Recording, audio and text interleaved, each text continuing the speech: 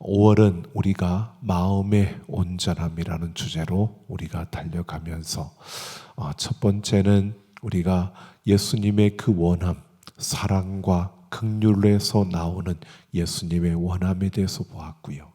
두 번째 주에는 38년 된 병자를 고치시는, 도저히 불가능한 가운데서 그 병자를 치유하시는 치유자 되신 예수 그리스도에 대해서 보았고요. 이제 오늘은 우리가 누가복음 22장을 중심으로 제자들의 위기라는 이 제목으로 우리 마음의 온전함을 위해서 우리가 어떻게 해야 할 것인가를 함께 생각해 보려고 합니다. 여러분, 마태, 마가, 누가, 요한복음, 이 복음서를 쓴 이 복음서의 그 기자들, 저자들은 예수님의 공생애 중에서 가장 이들이 자세히 다루는 대목은 바로 예수님이 십자가에 죽기 전 일주일 동안, 바로 예수님이 예루살렘에 올라가셔서 거기에서 일주일 동안 보냈던 바로 그 시간을 아주 자세히 다루고 있는 것을 보게 됩니다. 그때는 유월절을 위해서 사방에서 바로 그 예루살렘으로 모여들던 그러한 시기, 그러한 때였습니다. 오늘 1절, 2절 말씀을 보면 당시 예루살렘의 분위기를 이렇게 말합니다. 이스라엘 그 종교 지도자들, 대제사장들과 서기관들이 예수를 무슨 방도로 죽일까 궁리하니 이는 그들이 백성을 두려워함이더라 라고 이렇게 말하고 있습니다. 그러니까 예수님이 유월절을 그 절기에 맞추어서 예루살렘으로 올라가셨는데 많은 사람들이 예수님이 행하신 그 기적과 그 능력을 보고 예수님을 따랐고요. 그에 반해서 그 대제사장들과 서기관들은 예수님을 어떻게 죽일까 궁리하는 이러한 상황이었습니다. 그러니까 그 종교 지도자들에게 있어서 예수님은 참으로 위험한 인물이었던 것입니다. 실제로 예수님은 그 십자가의 죽음을 앞에 두고 지금 예루살렘에 올라가신 것입니다. 그러니까 다른 이들은 모르지만 예수님은 지금 자신이 십자가에 죽어야 할 그러한 모든 사실을 알고 지금 그 유월절에 예루살렘에 올라가신 것입니다.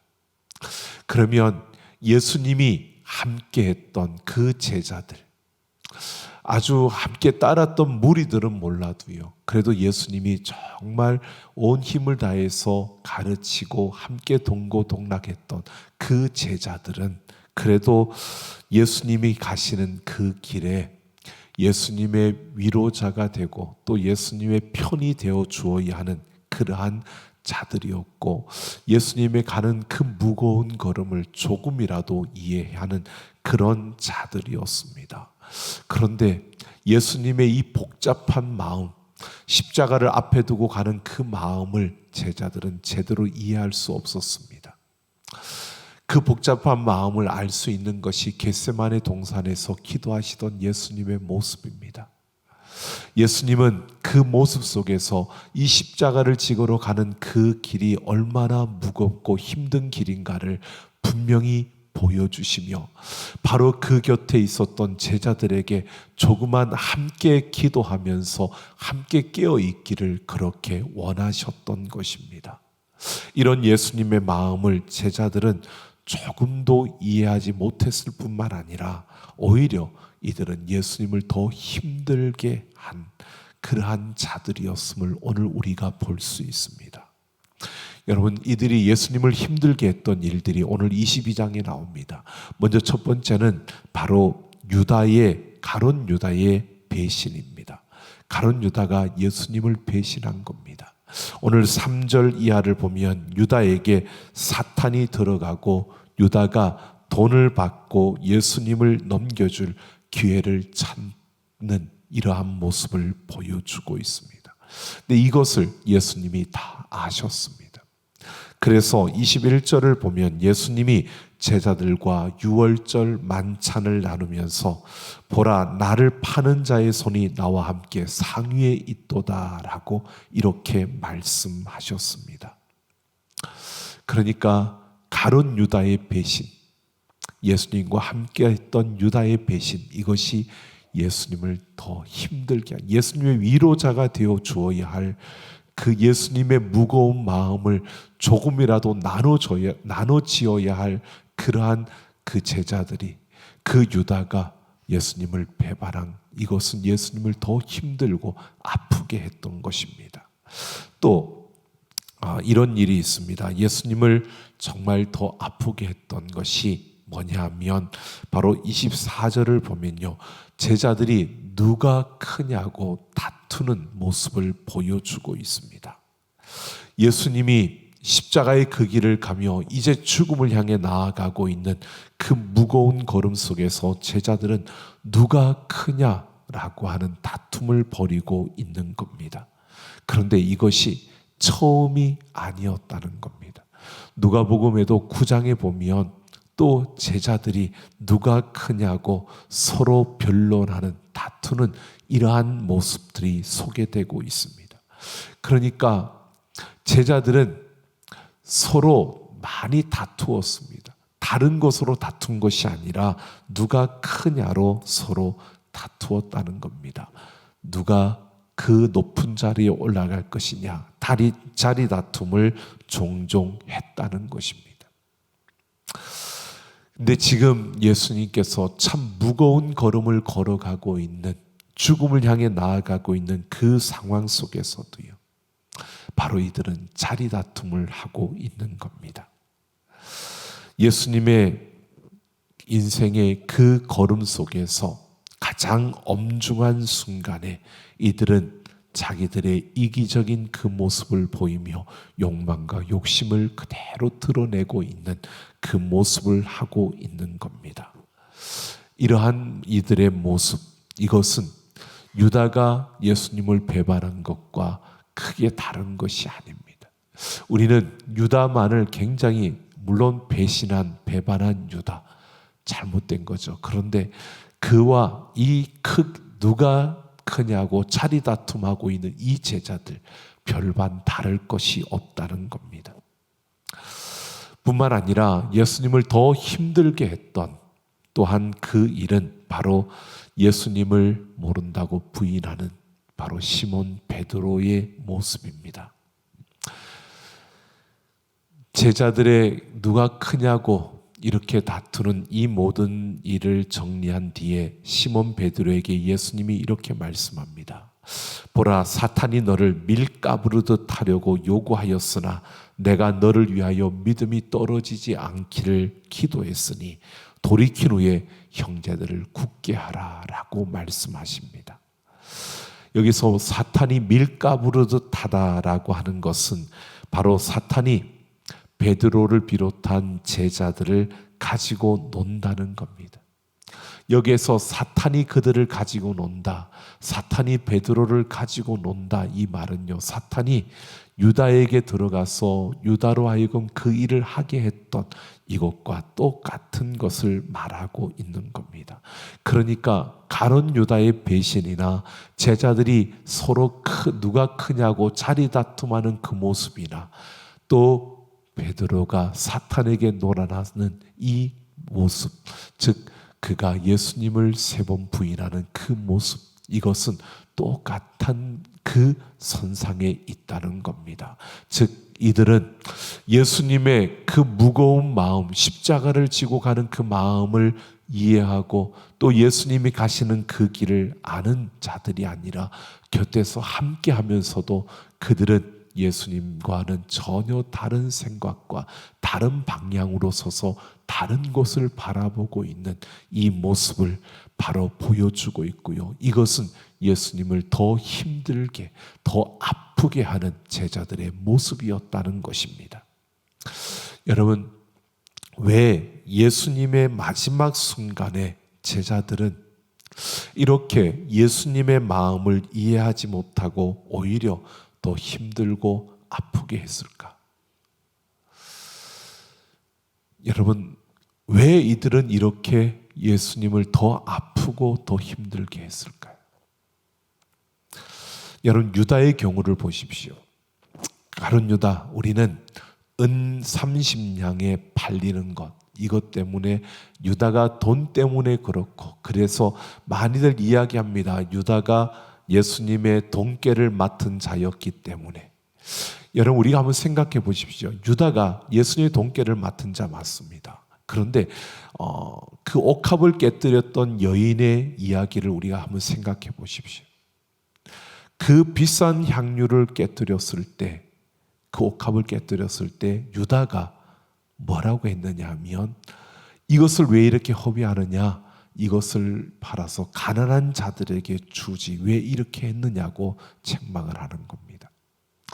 여러분, 유다가 돈을 생각했다면, 그러면 돈을 그걸 그냥 그대로 주님께 바치지 왜 깨뜨렸느냐, 이렇게 이야기해야 되는데, 유다가 가난한 자들에게 주지 왜 이렇게 했느냐라고 말합니다. 여러분, 학자들은 그렇게 이야기합니다. 이 유다가요, 돈 때문에 예수님을 팔아 넘긴 것이 아니라는 겁니다. 유다는 12제자 중에 가장 진보적이고 학문이 깊은 사람이었다는 겁니다. 유대의 사상에 굉장히 깊은 조예가 있었던 사람. 그래서 나름대로 유대적인 그 사고 속에서의 가지고 있는 정치관과 세계관이 확고했던 사람이 이 유다였다는 겁니다. 그러니까 유다가 예수님을 스승으로 삼았던 이유는 이분이 바로 메시아 같다라고 하는 것이었습니다. 그런데 유대인들이 사고 속에 메시아는 어떤 메시아냐? 정치적인 메시아였습니다. 즉, 지금 그들은 400여 년 동안 여러 민족에 의해서 지배를 받는, 나라를 잃어버린 자들로 살아왔습니다. 이 당시에도 로마의 지배를 받고 있었습니다. 그러니까 유대인들에게 있어서 조금 뛰어난 세계관과 그런 지식을 가지고 있는 사람들은 메시아가 와서 이 정치적 해방을 이루어주는, 로마의 압제로부터 우리를 건져주는 그런 다윗 왕과 같은 메시아가 나오고, 그래서 이스라엘의 그 왕국, 다윗과 같은 그런 나라가 이 땅에 다시 세워지기를 원했던 것입니다. 이 유다가 그러했습니다. 그래서 예수님을 스승으로 삼았다는 겁니다. 예수님과 함께 로마를 격퇴시키고 이스라엘이 세계의 최고가 되는 바로 그런 민족이 되는 것을 꿈꾸었고, 그런 하나님의 나라를 이루는 것을 꿈꾸었던 것입니다. 그런 나라를 실현하기 위해서 예수님을 3년이나 쫓아다닌 겁니다. 그런데 예수님은 다른 것이었습니다. 유다가 계속 예수님을 따라다니며 들어보았을 때 예수님은 자기가 생각하는 것처럼 지금 메시아로서 그 혁명을 일으켜서 이스라엘이라는 나라를 세우려고 하지 않는다는 것입니다. 유다가 보았을 때 메시아이신데 왜 메시아가 그런 나라를 지금 이루려고 하지 않을까? 그러면서 유다는 이렇게 마음을 먹은 겁니다. 생각을 하는 겁니다. 예수님이 마음만 먹는다면, 예수님이 하려고만 하신다면 지금 그 로마의 제국은 물리치고 이스라엘 다윗 시대의 그 다윗 왕이 이루었던 그 완벽했던 이스라엘의 그 왕 나라가 이 땅에 이루어질 것이라고 확신했던 겁니다. 그래서 유다는요, 예수님을 움직이려고 마음을 먹은 겁니다. 유다가 어떻게 마음을 먹었느냐? 예수님을 막다른 골목으로 밀고 들어가겠다는 겁니다. 왜? 막다른 골목에 들어가면 유다가 생각하기에 죽음이 목전에 닥치면 예수님도 뭔가를 결정할 수 있고, 그리고 그때는 분명히 메시아로서 그 나라를 이룰 수 있는 이런 행동을 하실 것이다 라고 그렇게 생각했다는 겁니다. 즉 유다는 세상의 방식과 자신의 신념으로 가득 찼던 겁니다. 그래서 세상의 방식과 자신의 그 신념을 이루기 위해서 그 세상의 방식으로 예수님을 그 죽음 앞으로 몰아가면 예수님께서 메시아이시니까 무언가 그것을 이겨낼 수 있는 어떤 특별한 역사를 이루시는 이 역사가 일어나게 될 것이라고 기대했다는 겁니다. 여러분, 그냥 터무니없는 이야기가 아니라 유다가 충분히 그럴 수 있는 사람이었다는 것을 말합니다.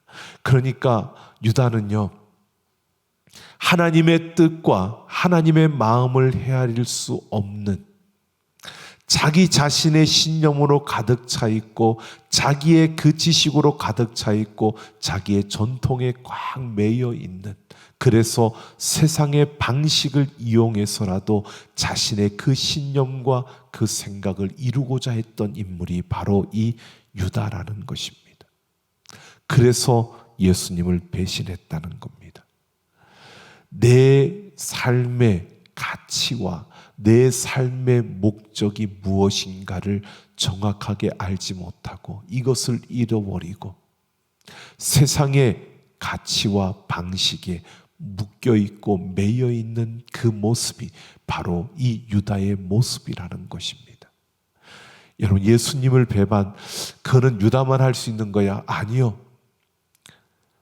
내가 누구인지, 내가 무엇을 위해 이 땅에 있는지를 제대로 알지 못하고 세상의 방식과 내 확신과 내 신념에 매여서 그것에 끌려가고 그것으로 내 삶을 살아간다면 그것이 유다와 다를 바 없는 자의 모습이라는 겁니다. 여러분 보십시오. 서로 경쟁하며 다투는 이 제자들의 모습 또한 마찬가지입니다. 누가 크냐로 그 변론하는, 싸우는 것을 그칠 줄 모르고 반복하는 이들, 왜 그럴까요? 인간적인 자기중심적인 모습입니다. 이기적인 모습입니다. 내가 더 높아지고 싶다는 이기적인 욕망입니다. 그러니까 내가 지금 이 예수님의 제자다라고 하는 이 정체성은 잊어버리고요, 이들 또한 자기의 욕심과 욕망과 이기적인 마음에 사로잡혀서 그것에 따라 움직여가고 있는 겁니다. 하나님의 뜻 앞에서 자신을 내려놓고 인간의 몸을 입고 이 땅에 오신 예수, 그 예수님께서 십자가의 죽음을 향해 나아가고 있는 그 걸음 앞에서요, 이들은 자기중심적이고 이기적인 그 모습을 내려놓지 못하고 그것으로 자신들이 바로 그 예수님의 제자라는 이 정체성을 잊어버리고요, 이들은 이기심과 자기중심적인 그 모습으로 그렇게 행동하고 있는 겁니다. 여러분, 이들 또한 다른 것이 없습니다. 어떻게 그럴 수가 있느냐? 예수님을 모시고 예수님을 따라가는 제자들이 어떻게 그럴 수 있어? 라고 여러분 생각하십니까?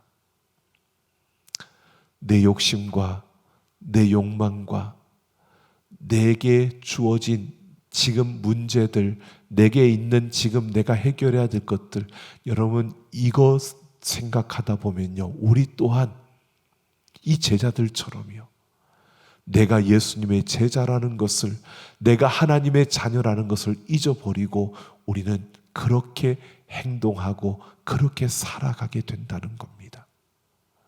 다를 것이 없는 것입니다. 베드로 경우요, 여러분 보십시오. 12제자 중에 항상 앞장섰던 베드로, 그래서 수제자라고 말하죠. 여러분, 그런데 일상에 베드로가 생각할 때에 자신의 그 신상에 위험한 그러한 순간이 주어졌습니다. 생각해 보십시오. 예수님께 모든 것을 걸고 그 예수님을 따랐습니다. 그런데 그 예수님이 지금 잡혀서 죽음에 이르는 그러한 지경에 이르렀습니다. 그 예수님을 따라서 대제사장 집 그 뜰에 가서 그 종들과 함께 불을 쬐고 있는데 한 여종이 이도 바로 저 예수와 함께 있는 걸 내가 보았다는 그 말이에요. 깜짝 놀란 베드로는 여러분 어떻게 해요? 모른다고 부인합니다. 내가 아니라고 부인합니다. 여러분, 베드로가 자신의 일신상의 위험을 느끼는 그 상황 속에서 너지라고 하는 그 말에 너도 저 예수의 그 같이 함께 있던 사람이지라고 하는 그 한마디의 말에 반사적으로요, 나는 아니라고 그것을 아니라고 부정하는 겁니다. 여러분, 위기 앞에서요, 자신의 정체성이 무너지면서 방어적인 태도를 취하고 있는 것이 이 베드로의 모습입니다. 여러분, 사람은 다 자기 중심적이죠. 누군가 나를 공격하면 사람은 누구나 똑같이 방어하게 되어 있습니다. 내가 잘못했으면 핑계거리를 찾습니다. 이게 사람의 모습입니다. 베드로가 고스란히 그 모습을 보여주는 겁니다. 우리는 베드로보다 낫다, 여러분 그렇게 생각하십니까? 아니요. 오늘 보십시오. 이 제자들의 모습, 예수님을 힘들게 하고 예수님을 더 아프게 했던 이 제자들의 모습은요, 한결같이 무엇이냐면 정체성의 위기가 이 위험을 만들어낸 겁니다. 내가 예수님의 제자라는 이 사실을 잊어버린 겁니다. 이 사실을 놓쳐버린 겁니다. 그 위기의 순간에 내가 예수님의 제자라는 것을 잊어버리고 놓쳐버림으로 이들은 더 큰 위기에 떨어지고 만 것입니다. 여러분, 이런 위기가 이 제자들에게만 있는 것이 아니었습니다. 기독교 역사를 보면요, 교회 안에 항상 이런 위기가 있었습니다. 예수님 때문에 직업을 잃어버리고 예수님 때문에 순교를 당해야 하는 일신상의 그 고난이 예상되면 이 베드로처럼, 이 제자들처럼, 이 유다처럼요, 배신하거나 신앙생활을 포기하는 이러한 역사가 계속 반복되어지고 있다는 겁니다. 물론 그렇지 않은 분들도 있습니다. 여러분, 가장 우리나라에서도 있었잖아요.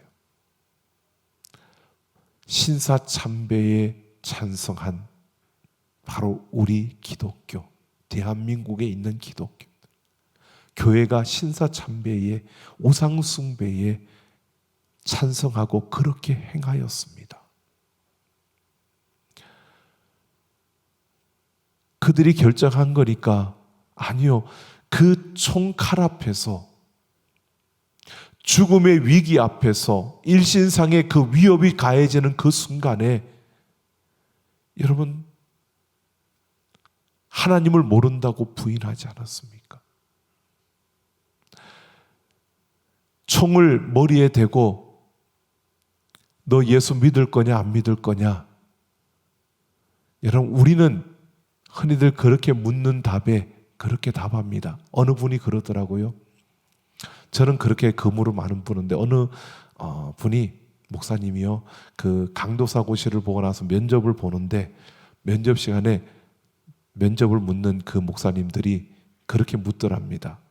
지금 전사님 그 머리에다가 총을 갖다 대고 예수 믿을래요 안 믿을래요 하면 어떻게 하시겠습니까? 여러분 어떻게 할까요? 100이면 100 다 믿는다 그러겠죠. 여러분 아닌가요? 안 믿으실 건가요? 100이면 100 다 믿는다고 할 겁니다. 그런데 정말 총 갖다 대놓고 하면 정말 믿는다고 할까요? 100명 다 믿는다고 할까요? 전 그렇다고 보고 싶습니다. 그건 소망입니다. 실제로는 그러지 않을 겁니다. 현실은 그렇지 않다는 겁니다. 이게 현실입니다. 나는 여러분, 나는 괜찮을까요? 지금은 말할 수 있습니다. 예수를 믿는다고. 그런데 정말 총을 내 머리에 갖다 댔을 때 내가 그렇게 말할 수 있다고 장담할 수가 없습니다. 왜요? 인간이기 때문에. 내가 그 순간에 내가 하나님의 자녀라는 이 정체성을 놓쳐버리면 나도 그렇게 할 수 있다는 겁니다. 내가 하나님의 자녀라는 이 정체성을 놓쳐버리면 나도 베드로처럼 그렇게 내가 그 위기 앞에서 방어적인 태도를 보일 수 있다는 겁니다. 여러분, 지금은 우리에게 그런 위협을 가하는 신앙생활 한다고 해서 그런 위협을, 직접적인 그런 박해를 가하는 그런 세상이 아니기 때문에 우리는 너무 쉽게 말하는데요. 한번 생각해 보십시오. 세속의 질서와 가치를 무비판적으로 받아들이며 살아가는, 그래서 제자로서의 그 정체성을 놓쳐버리고 살아가는 일들이 우리에게서 끊임없이 일어나고 있습니다. 그것은 다 지금 유다와 같이 누가 크냐고 다투고 있는 그 제자들과 같이 예수님을 모른다고 자기 방어적인 태도로 그렇게 행하는 베드로와 같이 살아가고 있는 겁니다. 세상의 질서와 가치를 따라가는 삶. 여러분, 우리가 세상에 있으니까 세상에서 그렇게 살아야 되는 것 아니냐고 여러분 그렇게 말할 수 있을 겁니다. 그게 무슨 문제냐고요. 기독교인이라 하더라도 먹고 살아야 하니까 열심히 노력해서 돈 많이 벌고 또 재미있게 인생을 살아야 하지 않느냐고 할 수 있습니다. 어느 한 장로님이 그러더라고요. 그래도 내가 돈 많이 벌어서 좀 더 본때나게 그렇게 살아야 그래도 하나님께 영광이 되지 않겠느냐고. 맞습니다. 예수님의 제자라 하더라도요, 가난하거나 여러 가지로 경쟁력이 없이 사는, 무능하게 사는 것보다는 다른 사람들이 부러워할 정도로 잘 사는 것 좋은 것 같습니다. 그것이 복음 전파에 하나님 더 도움이 되고 또 하나님께 영광이 될 것입니다. 그런데 문제는요, 중요한 것은 이겁니다. 부자가 되느냐 가난한 자가 되느냐, 그게 중요한 게 아니고요. 그게 문제가 아니고요. 그가 예수님의 제자라는 정체성을 생각하며 살아가고 있느냐, 예수님의 제자라는 정체성을 잊어버리지 않고 살아가느냐, 예수님의 제자라는 그 정체성을 놓치지 않고 살아가느냐가 중요하다는 겁니다. 돈 많이 벌어도요, 예수님의 제자라는 정체성을 잊어버리고 놓쳐버리고 살아간다면 그 인생은 예수님을 더 힘들고 아프게 하는 인생입니다. 내가 가난해도 예수님의 제자라는 이 정체성을 놓치지 않고 살아간다면 그는 예수님을 기쁘게 하는 자입니다. 그런데 세상에서 아무리 높은 자리에 올라가도요, 내가 예수님의 제자라는 그 정체성을 놓쳐버리고 그 자리를 누리며 살아간다면 그는 예수님을 힘들게 하고 고통스럽게 만드는 자입니다. 여러분, 오늘 우리가 생각해 보십시오. 우리가 살아가는 삶에서, 우리 세상 속에서요, 우리에게 맡겨진 일들이 있습니다. 우리의 직업이 있고 직장이 다 있지요. 거기에서 세상에서 있다 보니까 내가 그 세상의 질서에 따라 살아가야 되는 일들이 많이 있습니다. 여러분, 그것을 우리가 거부하고 그것을 우리가 하지 말아야 된다, 이것을 말하는 것이 아닙니다. 거기에 매달려서 거기에 묶여서 살아가는 것이 문제인 것입니다. 여러분, 기업을 운영하시는 분들은 기업을 운영하는 그 가운데서 나름대로 기업 운영의 그 메커니즘이 있습니다.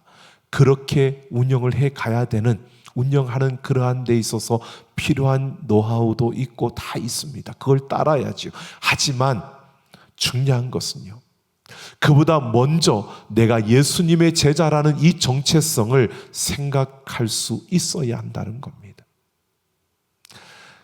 가르치는 교사라면 아이들을 가르치는 데 있어서 교사로서의 내가 움직여가고 또 내가 속해 있는 학교가 움직여가는 그러한 메커니즘이 있습니다. 그런데 그 가운데서 내가 그 가운데서 움직여가면서도 정말 중요한 것은 내가 예수님의 제자라는 것을 적어도 내가 동시에 생각하면서 그 일들을 해야 된다는 겁니다. 내가 예수님의 제자라는 것을, 이 정체성을 내가 가지고 그 가운데서 움직여 가야 된다는 겁니다. 일이 바쁘니까, 일을 해야 되니까, 다 그렇게 일을 하고 있으니까, 여러분, 그건 핑계고요. 적어도 동시에 생각할 수 있어야 됩니다. 내가 예수님의 제자라는 이 정체성을요. 저 역시도 마찬가지입니다. 목사로서 목회를, 또 예배를 어떻게 인도하고 목회를 어떻게 할 것인가, 여러분, 이러한 모든 가운데서도 내가 예수님의 제자라는 이 정체성을 내가 놓치고 그 일을 한다면 마찬가지입니다.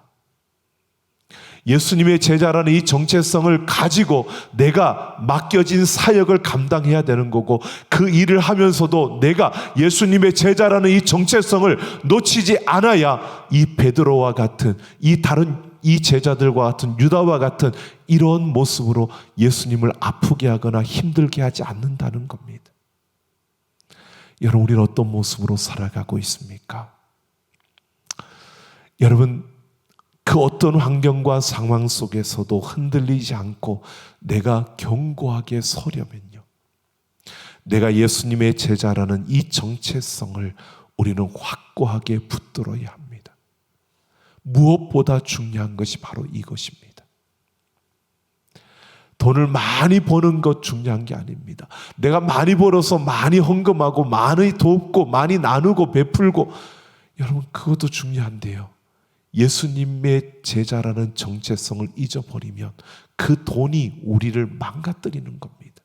그 돈이 우리 인생을 힘들게 합니다. 그 돈이 우리 인생을 추하게 만들어 버립니다.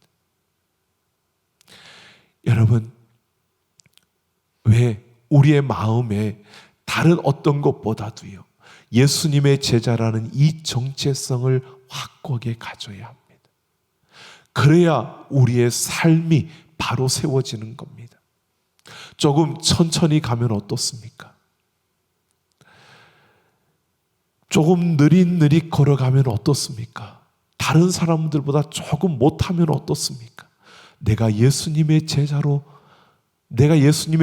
이 정체성으로 내 마음을 굳게 하고 그 마음으로 우리가 살아낸다면, 여러분, 그렇게 해서 그 걸음을 걸어간다면, 여러분, 그 걸음이 예수님의 기쁨이 되는 거고요, 그 걸음이 예수님에게 즐거움이 되고 영광이 되는 겁니다. 여러분, 우리가 어떻게 하면 하나님께 영광이 될까? 다른 것이 없습니다. 내가 예수님의 제자라는 이 정체성을 가지고 우리가 살아가야 합니다. 우리의 마음에 온전하며 다른 것이 없습니다. 여러분, 우리가 어떤 어려움을 당하는 많은 분들이 있습니다. 힘든 일들이 주어지기도 하고요, 생각지 못했던 일들이 일어나기도 하고요. 그런데 죄송합니다, 저 같은 경우에도 그렇더라고요. 내가 예수님의 제자라는 이 정체성이 흔들리고 내 마음을 확고하게 채워져 있지 않으면요, 어떠한 일들이 일어나면 걱정부터 들어지고요, 염려되고요, 그리고 거기에서 힘을 잃게 되고요, 거기에서 그냥 세상의 어떤 방식, 세상의 가치에 따라 움직이고 흔들리는, 요동치는 모습을 보게 되는 겁니다. 여러분, 예외가 없습니다. 오늘 우리가 어떤 상황 속에 있든 여러분, 예수님의 제자라는 이 정체성이 흔들리지 않고 이 정체성을 꽉 붙들고요, 우리의 마음에 예수님의 제자라는 이 정체성으로 가득 채우고 달려가는 우리 모두가 되기를 예수님의 이름으로 축원합니다. 이 시간 같이 함께 찬양하고 우리 기도하는 시간 갖겠습니다.